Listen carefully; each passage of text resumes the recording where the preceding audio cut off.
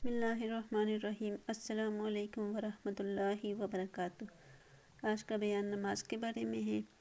حدیث نمبر 1 یہ ہے کہ حضور اکرم صلی اللہ علیہ وسلم کا ارشاد ہے کہ حق تعالی شاء نے یہ فرمایا کہ میں نے تمہاری امت پر 5 نمازیں فرض کی ہیں، اور اس کا میں نے اپنے لیے عہد لیا ہے کہ جو شخص ان 5 نمازوں کو ان کے وقت پر ادا کرنے کا اہتمام کرے، ان کو اپنی ذمہ داری پر جنت میں داخل کروں گا، اور جو ان نمازوں کا اہتمام نہ کرے تو مجھ پر اس کی کوئی ذمہ داری نہیں ہے۔ استغفر اللہ۔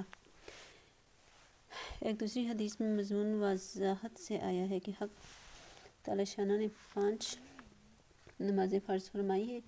جو شخص ان میں لاپرواہی سے کسی قسم کی کوتاہی نہ کرے، اچھی طرح وضو کرے اور وقت پر ادا کرے، خشوع و خضوع سے پڑھے، حق تعالی شاء کا عہد ہے کہ اس کو جنت میں ضرور داخل فرمائیں گے، اور جو شخص ایسا نہ کرے، اللہ تعالیٰ کا کوئی عہد اس سے نہیں، چاہے اس کی مغفرت فرمائیں چاہے عذاب دے۔ کتنی بڑی فضیلت ہے نماز کی کہ اس کے اہتمام سے اللہ تعالیٰ کے عہد میں اور ذمہ داری میں آدمی داخل ہو جاتا ہے۔ ہم دیکھتے ہیں کہ اگر کوئی معمولی سا حاکم یا دولت مند کسی شخص کو اطمینان دلا دے، یا کسی مطالبے کا ذمہ دار ہو جائے، یا کسی قسم کی ضمانت کرے، تو وہ کتنا مطمئن اور خوش ہوتا ہے، اور اس حاکم کا کس قدر احسان مند اور گرویدہ بن جاتا ہے۔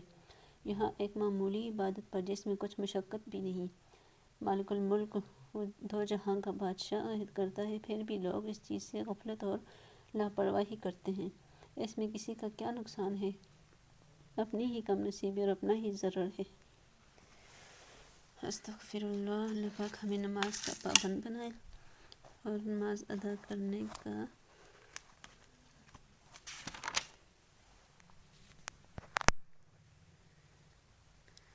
حدیث نمبر 2۔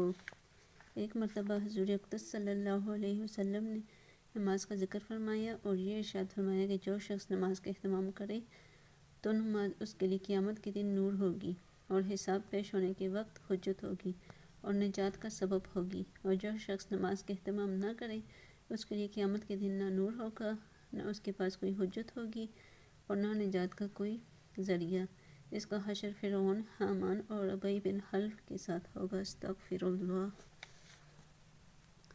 فرعون کو تو ہر شخص جانتا ہے کہ کس درجہ کا کافر تھا، حتیٰ کہ خدائی کا دعویٰ کیا تھا، اور حامان اس کے وزیر کا نام ہے۔ ابی بن خلف مکہ کے مشرکین میں سے بڑا سخت دشمن اسلام تھا۔ ہجرت سے پہلے نبی اکرم صلی اللہ علیہ وسلم سے کہا کرتا تھا کہ میں نے ایک گھوڑا پالا ہے، اس کو بہت کچھ کھلاتا ہوں، اس پر سوار ہو کر نعوذ باللہ تم کو قتل کروں گا۔ حضور اکرم صلی اللہ علیہ وسلم نے ایک مرتبہ اس سے فرمایا تھا کہ انشاءاللہ میں تجھ ہی کو قتل کروں گا۔ احد کی لڑائی میں وہ حضور اقدس صلی اللہ علیہ وسلم کو تلاش کرتا پھرتا تھا اور کہتا تھا کہ اگر آج بچ گئے تو میری خیر نہیں۔ چنانچہ حملہ کے ارادہ سے وہ حضور صلی اللہ علیہ وسلم کے قریب پہنچ گیا۔ صحابہ نے ارادہ بھی فرمایا کہ دور ہی سے اس کو نمٹا دے۔ حضور اکرم صلی اللہ علیہ وسلم نے ارشاد فرمایا کہ آنے دو۔ جب وہ قریب ہوا تو حضور اکرم صلی اللہ علیہ وسلم نے ایک صحابی کے ہاتھ سے پرچھا لے کر اس کی گردن پر مار دی، اور ہلکا سا خراش آ گیا، اور اس کی چیخ پکار اتنی تھی کہ اپنے خیمے میں اتنا شور کر رہا تھا اور کہہ رہا تھا کہ آج تو میں محمد صلی اللہ علیہ وسلم کے ہاتھوں قتل ہو کر ہی رہوں گا۔ ابو سفیان نے کہا کہ معمولی سی خراش کی وجہ سے تم اتنا کیوں شور کر رہے ہو؟ یہ تو معمولی سی خراش ہے۔ اور وہ کہنے لگا کہ نہیں، مجھے پتہ ہے یہ خراش جب محمد صلی اللہ علیہ وسلم نے ماری ہے تو اس سے میں ضرور ہلاک ہوں، کیونکہ اس نے مکہ مکرمہ میں مجھ سے کہا تھا کہ تجھے میں ہی قتل کروں گا، تو اگر وہ مجھ پر تھوک بھی دیتے تو میں سمجھ جاتا کہ میں آج مارا ہی جاؤں گا، اور وہ مکہ مکرمہ پہنچنے سے پہلے ہی راستے میں ہی ہلاک ہو گیا تھا۔